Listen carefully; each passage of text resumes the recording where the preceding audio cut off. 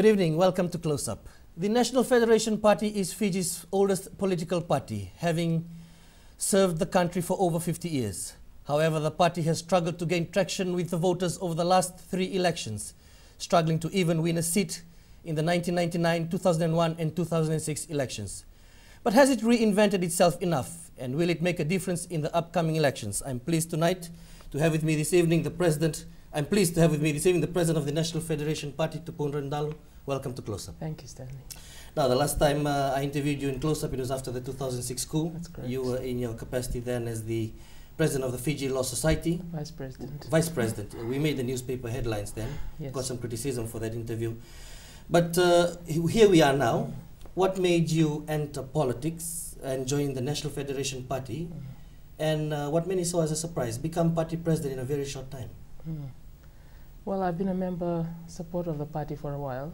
It's not been a recent thing.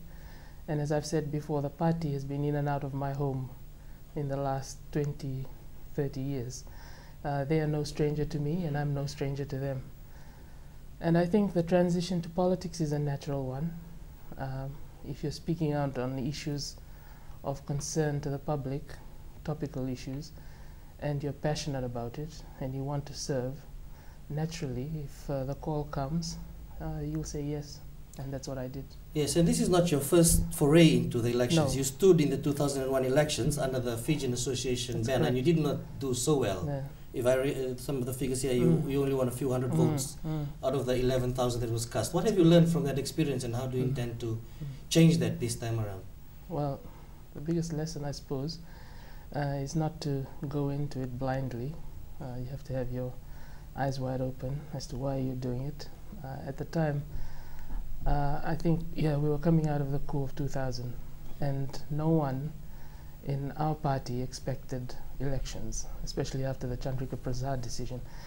Everyone assumed, and I suppose assumptions are, the mother of disasters, but we assumed that parliamentary democracy would return without having to go to elections, that the parliament that was there before would be reinstated after Chandrika Prasad, but that didn't happen. And we were in a very polarized state in Fiji. People were polarized along racial lines mostly because of what happened, and we paid the price for it because we were seen to be associated along, the moderate stance. Yeah. Which you don't see that happening now? No, is the situation now similar to that, or are you seeing something different? There is polarization. There is polarization in terms of very strong views for and against what has happened. But we believe that people have learned, people of this country have learned that when we choose extremes, it's not the answer. We're going to perpetuate the cycle that we've been through. So are you got a middle of the road path that you are presenting to the people? The National Federation Party has always been proud of its very moderate stance and intelligent, forward-looking. Right, because that moderate stance, many say this has not worked in the past. Everyone knows the last 3 elections, no seat, and when Prem Chand won that Nandi Open and then lost it again, it was almost seen as a victory. So, how do you see a performance this time around? It was Prem Singh, and he was leader of the opposition then. And funnily enough, I was one of the lawyers in his team, the legal team. Very junior at that time, but I'm not going to bore you with the legalities. Basically, his fight to retain his seat was overruled by the first court, and we couldn't undo it after that. But, as I say, I think the people of Fiji now, after the last 27 years, they now see, and this is a message that we take out to them and tell them, if you want to perpetuate the coup culture, you continue to pick the extremes. If you want your children to go through what we have all gone through the last 27 years, your grandchildren, and all of this high cost of living and lack of development, lack of investment, this comes from the coup culture. And if you want that, and we already see the results, high unemployment, lack of investment, if you want that to continue for your children and grandchildren, then go ahead and pick the extremes. But look at the Federation Party, National Federation. We've always preached understanding and dialogue. And I love talking about this to the electorate because not many people know about our achievements from the opposition. The University of the South Pacific, the FNPF, from which the central government... Those were all NFP initiated? Exactly. And it was only made law because of political persuasion on our part. Because the recent criticism of the NFP is that it makes a lot of noise before and during the elections, but it does not win seats. And that it's very good at criticizing, but not good at providing solutions. What's your response to that? Well, we've provided many big solutions. I've just gone through a few of them, including Alto and Alta, and the 1997 Constitution. Now, no one, in their right mind at the time, thought that the 1990 Constitution could be changed. But it was the commitment and the leadership of Jairam Reddy and the party behind him that got us the 1997 Constitution through peaceful and productive dialogue. But again, as we gone over, yes. that 1999, the people spoke and sort of rejected, in some ways, that coalition or that type of politics. You've said you think that will change now. I think it will change now because people have seen what their choices have manifested. Yeah. Another image, a perception that has been held of the National Federation Party, rightly or wrongly, yes. You also mentioned it in your inaugural speech, is that it's an elitist. It's been for the business people. Is that correct? No, I think what I mentioned was the criticism was that we're full of professionals and not too many of those who are not professionals. And I say, what's so bad about having professionals and people who are established from where they come from in terms of work to come and run the government? So is the National Federation Party ready to take on government if it is given the elections? Are you ready? Do you have the experience? Absolutely. And the right candidates? Absolutely. And the right leader. Biman Prasad is there, and wouldn't Fiji be so lucky to have him at the helm of the economy? All right, you're watching Close Up. Don't go away. We'll be right back after the break.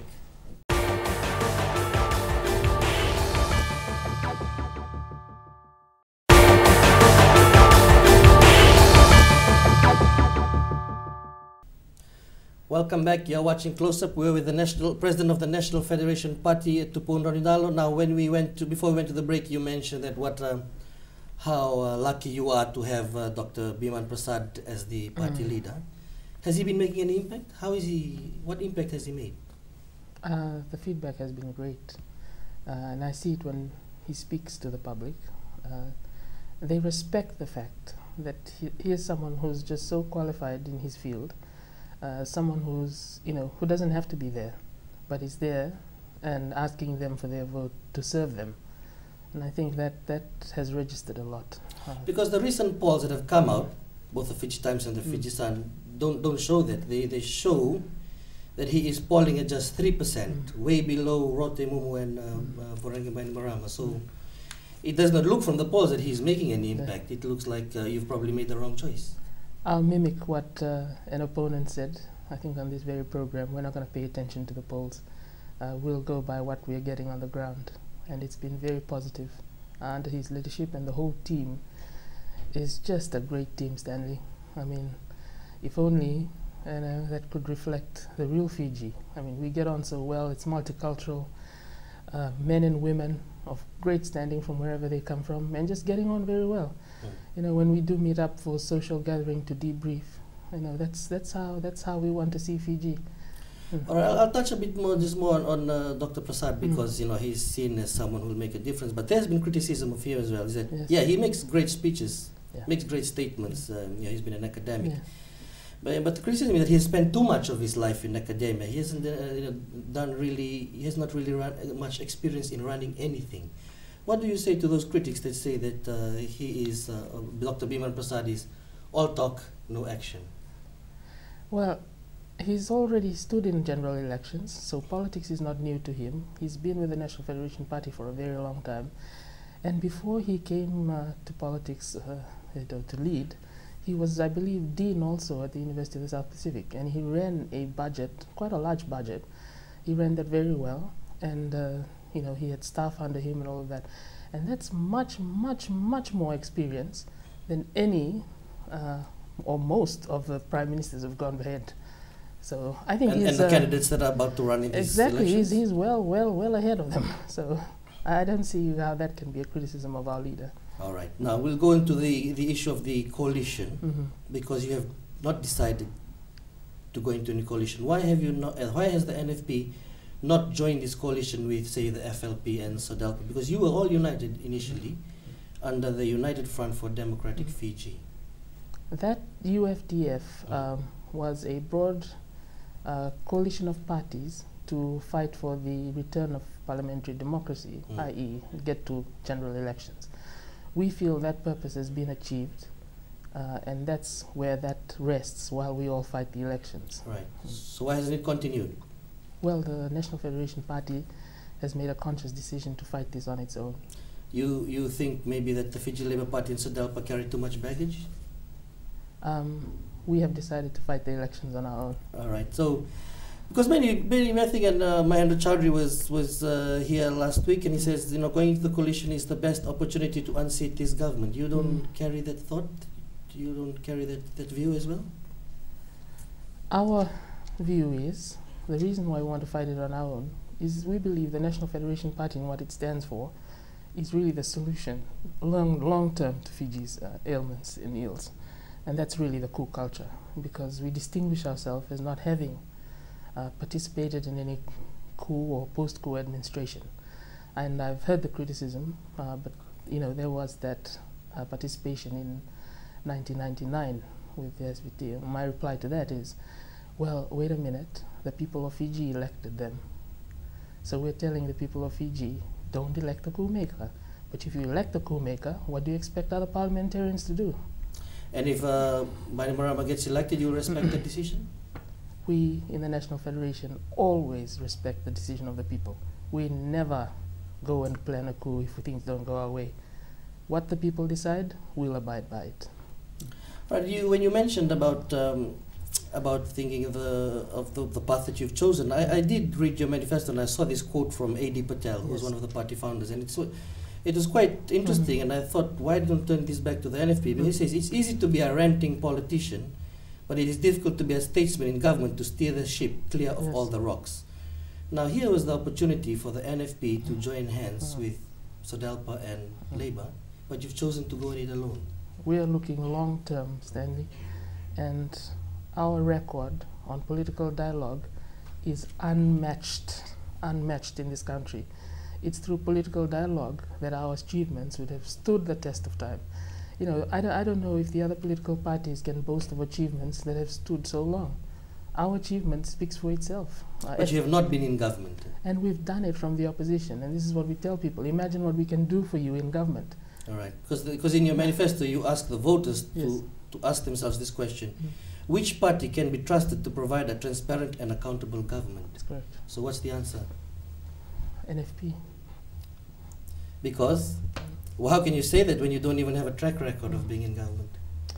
We have, well, it's even better for us. From the opposition, we've achieved many great things. I mean, the central government of Fiji borrows money from the FNPF, which is National Federation Party. How much more do we have to show the people of Fiji that we are qualified and ready to provide their long-term needs? We are not here, as Mr. Patel has said, we're not here for the next elections. We are here for the next generation and the generation after that. That's how we view ourselves and what we want to do for Fiji. All right. Okay, we'll come to the situation now, the campaign. We'll start to talk about some of the issues. Many supporters of this government say they are doing so, at their rallies and stuff, that they're doing so that while many political parties have made promises in the past, they believe that this government has delivered projects like no other government.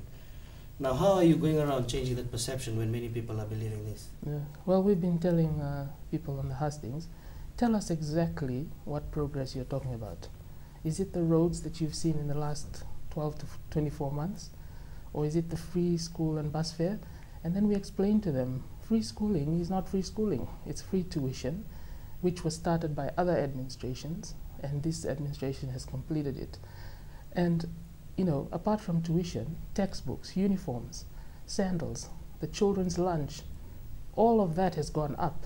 So we explain to people, the government may have given you 200 in one hand and taken away 600 in the other hand.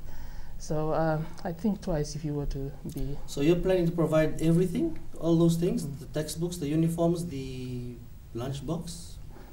We're putting the government's claim into context. That's what we're doing. But all of those things can be done, and we're telling this in every political meeting that we go to.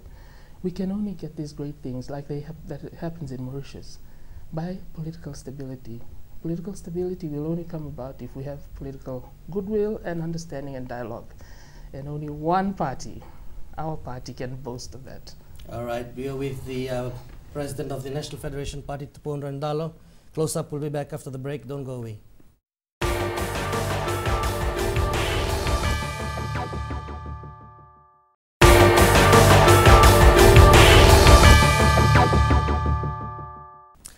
Welcome back to Close Up.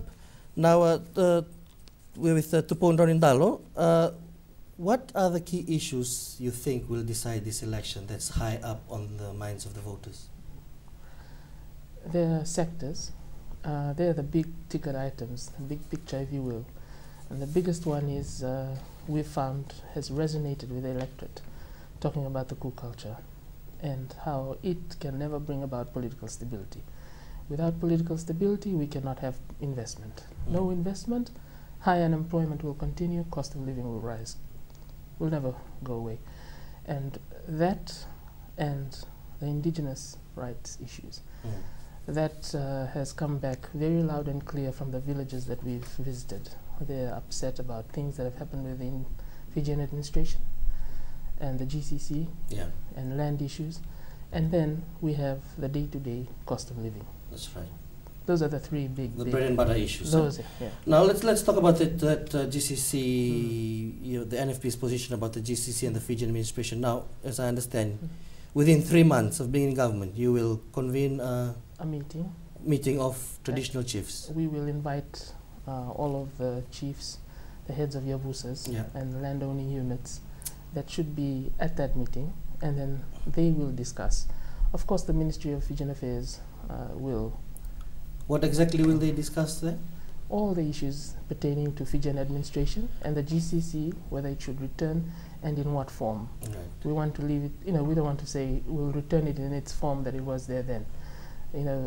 I think the chiefs and the people who are here to decide that, those who will come, they would welcome that opportunity to be heard firsthand. Well, this is the criticism that some have made about that policy that you had.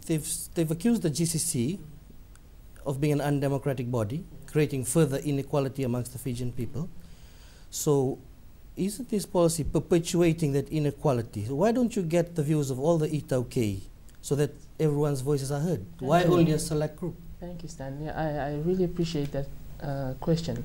The question usually comes from a misunderstanding of the traditional structure of the Fijians. And when we go out to meetings and talk about this part of our policy, we say to them, you know what that means. All of us on the ground level, we have to communicate our views to the chiefs. They will take it to the meeting. That is normal in every village. Okay, do you think that is happening in reality though, or are the chiefs making the decisions themselves? That which some say would have been what is happening in the past. In my experience, only a very foolish chief would go and represent things that did not come from his people or her people. It's actually a very democratic system if you look at it. Chiefs can never say or do anything without, because sovereignty comes from their people. If they go and misrepresent on it, don't worry, they get grilled in village meetings and whatnot. So, for instance, what of those that say that you say there's only a foolish chief who do that, but there have been chiefs in the past who've supported the coups, for instance? And let's look deeper into that. It's like the accusation of dealing with Mr. Mbuka after he was elected. Sometimes it's very convenient to blame others and not look at ourselves. I mean, he was elected. Who do we blame? He didn't put himself there. He was elected. If the blame has to go, it goes down. So for chiefs that have gone there, we'd have to look deeper into that. Maybe that's what their people really told them to go and say and do. And how do we deal with that? The way to deal with it is not to come over with a big stick and say, I know what's best for you, you will do as I know. No, you enter into political dialogue with them, try and convince them that it's otherwise. Right. Sometimes chiefs, they have their hands tied, and I've known this personally.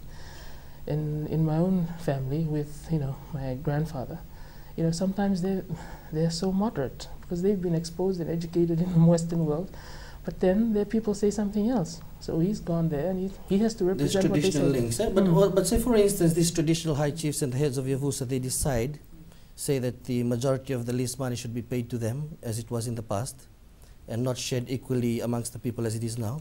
Would you agree to that? You know what, Stanley? If it came from the people, those that sent them there, and there would be good reason for it, because when it comes to what we term the onga, traditional obligations in the Vanua, who do you think carries the burden of it?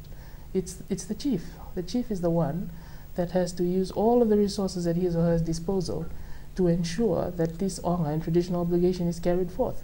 And that doesn't come, sure, from his and her own pocket, but it's a communal system. And if the others, the people under this system, feel that it's easier, oh, please, just direct it there. So in a nutshell, the chief should have a special place in the decision-making of this country? The traditional structure of the Fijian is that we have those who are at the top, and they're there to serve the people. People take up their concerns to them and they represent them. And there is an internal process of disagreement in it. It's not all one way. It's not all unequal as you think. No. In fact, if I may put in a plug for my relatives, if I can put it that way, it's a disproportionate burden. Leadership is not something that's easy. I'm sure if you went around and polled traditional chiefs, many of them will tell you, please relieve me of these deeds, but they're born into it, they're expected to serve, they do it happily, and their people understand that, and that's why they would vote for that system to remain. All right, you made your point of that. Now I'll touch the economy quickly. We're getting down on time now. The government and NFP have put forward different figures for the economic growth. The government says it's been averaging 3%, the NFP says it's been 1%. Who is correct here? I'll believe the professor of economics. All right, Biman says it's been by only 1%, but the government says it's gone by 3.8% over the last 5 years. And according to the Reserve Bank of Fiji, average GDP growth in the last 4 years is at 3%. So you think, what is the source of the NFP's 1% over the last 8 years? I can tell you that Professor Biman Prasad never takes figures out of thin air. Usually he gets it from official sources, meaning the state. The Reserve Bank of Fiji says it's 3%. So you think the Reserve Bank of Fiji the Reserve Bank of Fiji has also had its head at some interview recently to make very political statements. So I'm not inclined to take that view over. You're not believing the Reserve Bank of Fiji's I'm figures? not believing compromised sources. All right. Now, we are both not economists, you and I, but we'll talk about this. It's been the VAT. Yes. It's one of the fish signature manifesto items that you have, which gained a lot of attention. That's right. The CEO of FERCA says your drop from 15% to 10%, you would have seen his comments, is not going to have an impact because already the basic food items are 0%. So what impact will your drop make? Are you disagreeing as well with the CEO for FERCA? I think the CEO for FERCA, what I've heard is that there was a calculation given that a 40-cent saving, I think, was mentioned. 40 cents, as our leader has been saying throughout Fiji, 40 cents may not mean much to you and me, and to the CEO of FERCA or to the professor of economics. It means a lot to the poor people out there. 40 cents is a big deal to them. And the drop in VAT, how it's been explained and how we've been explaining around the hustings is it's more money. The money that's not paid towards VAT, that 5%, goes back into the pockets of consumers, and that will be spent in the economy. So you want it to the consumers and not for government revenue. Exactly. That's the balance people are saying that you're faced with, and you think the money is better given to the people. It's better given to the people. They will drive the economy. Investment will be greater in the local economy. That's going to boost participation in the economy. So, as you said correctly, I'm no economist, But as a lawyer and my comprehension of it, that's what I've taken away from it. All right, now we've run out of time. This is my final question. Sure. What has it been like for you sitting as the president of the party, that a position that many other great women such as Irene Jennerine and your mother, Andy Queenie, has sat on? What has it been like for you? It's been a great privilege and honor. And in my own way, I've thought I've come at it rather sooner than most people. But the party thought that I was qualified to do the job, and I think I've done it quite well up to now, but that's for others to talk about, not me. National Federation Party President Tupou Draunidalo, thank you for joining me on Close Up. Naka. We'd like to hear your feedback on the show, so do take part in our weekly poll. The question is, which two political party leaders would you like to see in a face-off on Close Up? Simply text your answers to 3562 for all Vodafone and Digicel and Inc. users. That was the show for the evening. We look forward to having you with us again next Sunday at the same time. Good evening.